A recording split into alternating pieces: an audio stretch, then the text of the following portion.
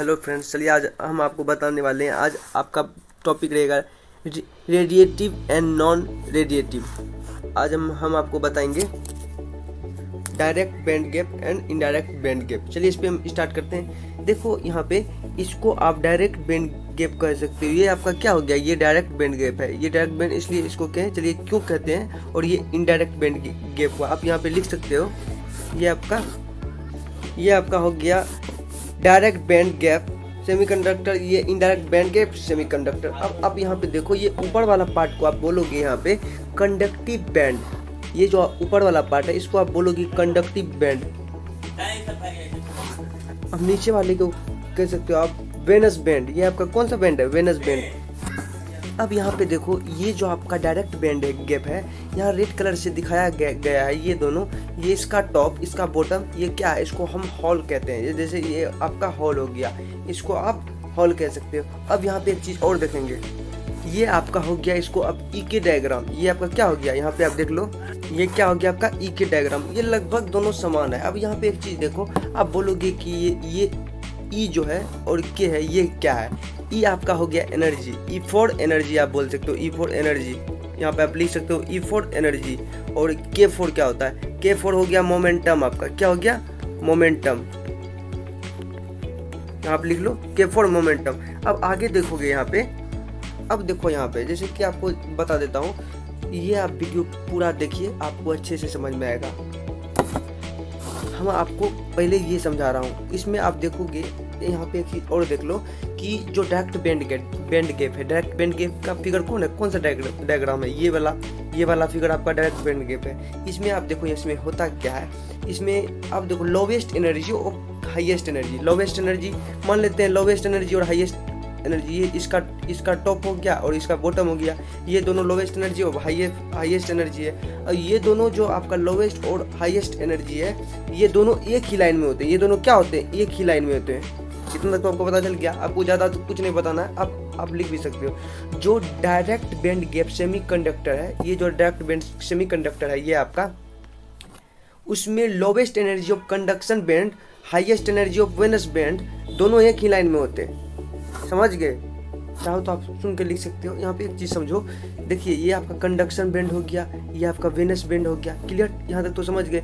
और ये दोनों का जो एनर्जी है, ये दोनों एक ही लाइन में होता है। हम आपको यही बताना चाह रहे हैं, अपने भाषा में आप समझ सकते हो। अब देखो यहाँ समझो, जो डायरेक्ट बैंड गैप सेमीकंडक्टर है, यानी कि ये, इसमें एक चीज़ और देख लो, यहाँ lowest energy of conduction band, lowest energy of conduction band ऐसे मान लेते हैं यहाँ पे, lowest energy of conduction band.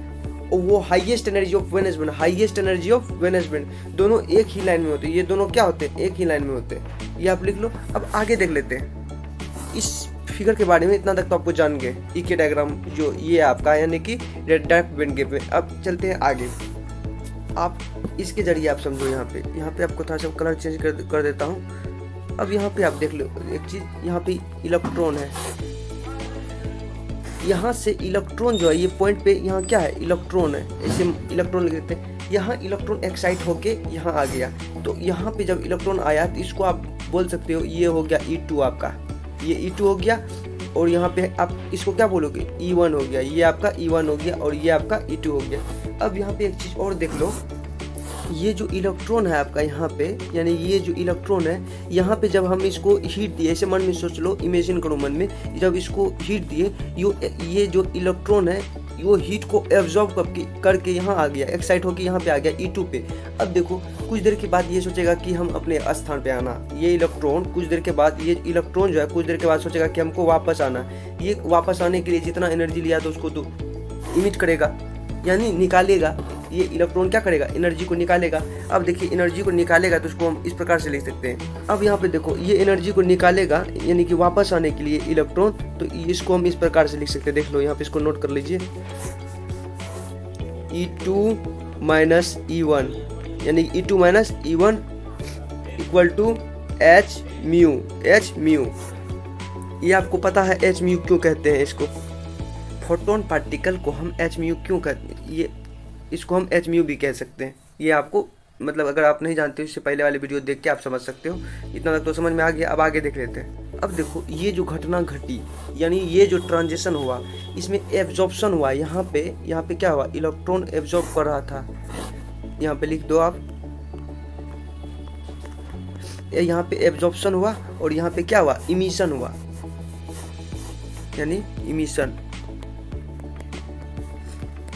ये दोनों जो प्रोसेस है इसको आप क्या बोलोगे, रेडिएटिव ट्रांजिशन। हमने क्या देखा, हमने देखा एब्जॉर्प्शन भी देखा, इमिशन भी देखा, इतना तो पता चल गया आपको। इसको क्या बोलेंगे, रेडिएशन यानी रेडिएटिव ट्रांजिशन।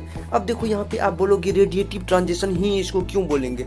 यहाँ पे देखो आप, यहाँ सबसे पहले यहाँ पे इमिशन हुआ। किसका इमिशन हुआ, यहाँ रेडिएशन का निकलना। यहाँ पे रेडिएशन क्या हुआ, रेडिएशन आपका निकला। इमिशन यानी जो इलेक्ट्रॉन जो आपका एनर्जी को एब्जॉर्ब, ये देखिए सबसे पहले यहाँ पे मन में सोचो कि यहाँ पे हीट देंगे इलेक्ट्रॉन को, यानी कि कोई लाइट या फोटोन पार्टिकल को ये इलेक्ट्रॉन ऑब्जॉर्व करके एक्साइट होकर यहाँ आ जाएगा। यहाँ आने पे ये फिर सोचेगा कि हमको अपने स्थान पे आना है। ये अपने स्थान पे आने के लिए जितना एनर्जी इलेक्ट्रॉन एब्जॉर्व किया था ठीक उतना ही इलेक्ट्रॉन एनर्जी जो है निकालेगा। वही इलेक्ट्रॉन जो है एनर्जी को निकाला, E2 माइनस E1 किए। यहाँ पे H म्यू लिख सकते हैं, इसको हम बोले इमिशन। हम इस ट्रांजिशन में क्या देखे, एब्जॉर्प्शन भी हुआ और इमिशन भी हुआ। इसी एब्जॉर्प्शन इमिशन को ये जो ट्रांजिशन हुआ इसको आप बोलोगे रेडिएटिव ट्रांजिशन। रेडिएटिव ट्रांजिशन इसलिए बोले क्योंकि इसमें रेडिएशन निकला। क्या निकला, रेडिएशन यहाँ पे निकला। अब यहाँ पे आप देखोगे रेडिएशन क्यों निकला। अब रेडिएशन तो निकल गया, इतना तक तो आपको समझ में आ गया रेडिएशन क्यों निकला। क्योंकि ये केस सिलेक्शन रूल फॉलो करता है, क्योंकि यह केस सिलेक्शन रूल फॉलो करता है। अब केस सिलेक्शन रूल क्या कहता है, अब वो देख लेते हैं। केस सिलेक्शन रूल क्या कहता है, transition from one level to other level is only possible when the energy and momentum are conserved। को लिख लो, मैं बता देता हूँ अभी। अब यहाँ पे आप देख लो, यहाँ पे क्या कर रहा है, यहाँ पर एनर्जी थी। यहाँ पे क्या एनर्जी थी, तो यहाँ पे एनर्जी ये आपका क्या था, यहाँ पे एनर्जी हो गया आपका E1, यहाँ इनर E1 हो गया और यहाँ पे एनर्जी E2 हो गया। यहाँ पे इलेक्ट्रॉन एक्साइट हुआ था, ये आपको पता था। यहाँ पर एनर्जी थी E2 और यहाँ पर E1 थी, इतना तो पता है। और जो फोटोन निकली थी, क्या निकली थी, फोटोन निकली थी। ये जो इलेक्ट्रॉन है जो आपका रेडिएशन को ऑब्जॉर्व किया था, अब वो रेडिएशन जितना ऑब्जॉर्व किया था उतना निकालने के लिए उसको E2 माइनस E1 करके E2 minus E1 equal to H mu ऐसे करके करना होता है। इतना तो आपको पता है। यानी कि फोटोन निकली, एनर्जी दोनों डिफरेंस के बराबर होता है। एक बार फिर से समझो इसको। यहाँ पर एनर्जी थी E2 एनर्जी थी और E1 एनर्जी थी। फोटोन निकली यानी फोटोन निकला था, ये आपका फोटोन हो गया। उसकी एनर्जी दोनों के डिफरेंस के बराबर है। उसकी एनर्जी जो है यानी कि ये दोनों का एनर्जी दोनों डिफरेंस के बराबर है। यानी आप कह सकते हो एनर्जी कंजर्व्ड है, यानी एनर्जी कंजर्व्ड है मतलब मोमेंटम और के था। मोमेंटम कितना था, के और के था यहाँ पे, क्योंकि दोनों एक ही लाइन में थे, यहाँ पे के लाइन में थे। क्लियर। चलिए अब आगे देख लेते हैं। यहाँ पे देखो, यहाँ पे ये जो इसका ये क्या है, H म्यू। ये जो H म्यू है, यहाँ पे एक चीज देख लो, ये डायरेक्ट बैंड गैप में जब केस सिलेक्शन रूल को यहाँ पर लो, जब केस सिलेक्शन रूल फॉलो होता है, इसमें जब केस सिलेक्शन रूल फॉलो होता है, रेडिएटिव रिकॉम्बिनेशन रूल को फॉलो नहीं करता है। रेडिएटिव रिकॉम्बिनेशन रूल को फॉलो नहीं करता। अब आगे देख लेते हैं। अब यहाँ पे देखो, ये क्या है आपका इनडायरेक्ट बैंड गैप, यानी कि आप इसको क्या है, ये आपका इनडायरेक्ट बैंड गैप सेमीकंडक्टर। इसमें आप देखोगे यहाँ पे ये आपका क्या है, ये इलेक्ट्रॉन है। अब इलेक्ट्रॉन यहाँ पे क्या करेगा, इलेक्ट्रॉन का यहाँ पे क्या, इसका उसमें हम देखे डायरेक्ट बैंड में क्या देखे थे कि इलेक्ट्रॉन जो है यानी कि रेडिएशन को ऑब्जर्व करके इमिट किया था। तो अब यहाँ पे देखो, ये जो इलेक्ट्रॉन है, अब यहाँ पे देखिए कि एनर्जी लेवल E2 जो है, यहाँ पे एनर्जी लेवल क्या था इसका, E2। एनर्जी लेवल इसका E2 कौन हो जाएगा, यहाँ पे आप मान लो, यहाँ पे एनर्जी लेवल ये इसका E2 हो गया। E1 एनर्जी लेवल यहाँ पे मान लीजिए आप, यहाँ पे एनर्जी लेवल E1 मान लीजिए आप। यानी कि इससे हम ये समझे कि energy level E2 and E1 यहाँ पे उसका काम हो रहा है, किसमें, इंडायरेक्ट बैंड गैप सेमीकंडक्टर्स में। अब यहाँ पे एक चीज़ और होता है, यहाँ पर केस सिलेक्शन रूल को फॉलो नहीं करता। ये जो है इंडायरेक्ट बैंड गैप सेमीकंडक्टर जो है, ये केस सिलेक्शन रूल का फॉलो नहीं करता है, इसलिए रिकॉम्बिनेशन इसमें होता है। यानी कि इसमें क्या होता है, रिकॉम्बिनेशन। ये रेडिएटिव नहीं होगा, ये फोन ऑन असिस्टेड रिकॉम्बिनेशन होगा। इसमें फोन ऑन असिस्टेड रिकॉम्बिनेशन होगा। अब यहाँ पे एक चीज़ देख लो, यहाँ पे इसको आप ऐसे भी लिख सकते हो। यहाँ पे आगे देख लो, यहाँ पे डेल की equal to K2 minus K1। K2 minus K1 जो है ये इके डायग्राम, जैसे कि आपको पता है इके डायग्राम है। अब यहाँ पे इसको इस लाइन में लाना होगा।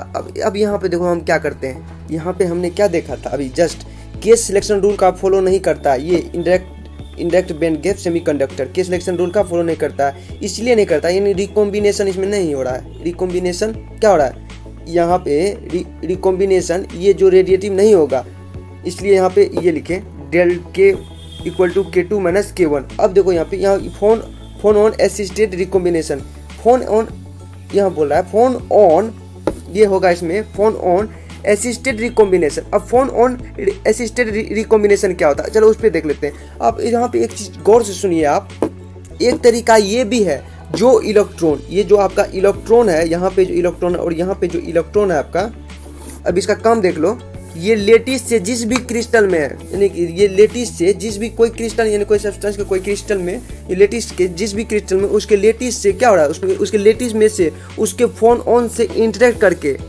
एनर्जी को क्या कर रहा है, रिलीज कर रहा है, एनर्जी को रिलीज कर रहा है। अगर ये एनर्जी को रिलीज कर रहा है, यानी कि अगर ये एनर्जी को रिलीज कर रहा है यानी गेन करता है, तो क्या करेगा, तो क्या होगा उसके बाद के अलाइन कर देगा। के क्या करेगा, अलाइन कर देगा। के जो है आपका, ये आपका के अलाइन कर देगा। जो K2 ये यहाँ पे K2 क्या हो जाएगा, ये जो आपका K2 है यहाँ पे, ये जो आपका K2 है यहाँ पे K2 क्या हो जाएगा, K1 हो जाएगा। यानी कि ये यहाँ से इससे करके यहाँ पे इस लाइन में आ जाएगा वापस। यहाँ से इलेक्ट्रॉन का एनर्जी को यहाँ पे इमिट किया, यहाँ से एनर्जी फिर यहाँ से यहाँ आ गया, यानी कि K2 से K1 बन जाएगा। कहने का मतलब अब जो रिकॉम्बिनेशन है, यानी कि अब तो देखो K2 क्या हो गया, K2 बदल गया किस में, कि आगे चल के बदल गया K1 में। इतना तो आपको पता है। तब जब K2 K1 में किस प्रकार से बदला, अब मैं आपको थोड़ा सा मैं और बता देता हूँ फिर एक बार। फोन ऑन असिस्टेड रिकॉम्बिनेशन में क्या होता है वो देखो आप, मतलब ध्यान से सुनो, आप लिख भी सकते हो। एक तरीका ये भी है, जो इलेक्ट्रॉन है, जो आपका इलेक्ट्रॉन है, यहाँ पे इलेक्ट्रॉन बोलो या यहाँ पे इलेक्ट्रॉन बोलो, ये जो आपका इलेक्ट्रॉन हो जिस भी क्रिस्टल में उसके लेटिस में से उसके फोन ऑन से इंटरेक्ट करके, यानी कि उसके फोन ऑन से इंटरेक्ट करे और एनर्जी रिलीज करे। क्या करा, लेटिस में से फोन ऑन से इंटरेक्ट करके करे और एनर्जी को रिलीज करे। अगर वो एनर्जी रिलीज करता है या गेन करता है तो क्या करेगा, तो अपने के अलाइन, वो जो है अपने के को अलाइन कर देगा। यानी कि जो K2 है ये हो जाएगा K1, जैसे आपको पता है K2 क्या हो जाएगा, K1 हो जाएगा। आप लिख सकते हो इसको, K2 क्या हो जाएगा, आगे चल के K1 में बदल जाएगा। तो कहने का मतलब यह है कि अब जो आपका रिकॉम्बिनेशन है वो क्या होगा, पॉसिबल हो जाएगा। रिकॉम्बिनेशन क्या होगा, आगे चल के रिकॉम्बिनेशन पॉसिबल हो जाएगा, पॉसिबल हो जाएगा। आप लिख सकते हो रिकॉम्बिनेशन पॉसिबल हो जाएगा। क्लियर, इतना तक तो आपको पता चलेगा, रिकॉम्बिनेशन पॉसिबल हो जाएगा। इसको हम कह सकते हैं फोन ऑन असिस्टेड रिकॉम्बिनेशन। ये आपका कौन सा था, फोन ऑन मतलब फोन ऑन असिस्टेड रिकॉम्बिनेशन, समझ गए। यानी कि K2 K1 कब बदला, किस में बदला था, तो फोन ऑन असिस्टेड रिकॉम्बिनेशन। मतलब अब समझ गए इतना तक तो। चलिए आज का वीडियो आपको समझ, मतलब मैं उम्मीद करता हूँ कि ये वीडियो आपको समझ में आ गया। अगर आपको ये वीडियो समझ में नहीं आया तो आप बार बार वीडियो देखो और अच्छे से समझ में आ जाएगा। आप केवल फोकस करके वीडियो देखो और सुनो। अगर ये वीडियो आपको समझ में आया हो तो लाइक करें, सब्सक्राइब कर ले, ताकि अगली वीडियो का नोटिफिकेशन आपके मोबाइल में जल्द से जल्द आए। अब BSc सेकेंड ईयर के लिए बहुत इंपॉर्टेंट क्वेश्चन है, यानी कि बार बार ये एग्जाम में पूछा जाता है। आप इसको नोट डाउन कर लो और अच्छे से तैयारी करो। और BSc थर्ड ईयर के लिए बहुत इंपॉर्टेंट क्वेश्चन है। चलिए आज का वीडियो हम यहीं समाप्त करते हैं, फिर आएंगे नेक्स्ट वीडियो में। थैंक यू, धन्यवाद।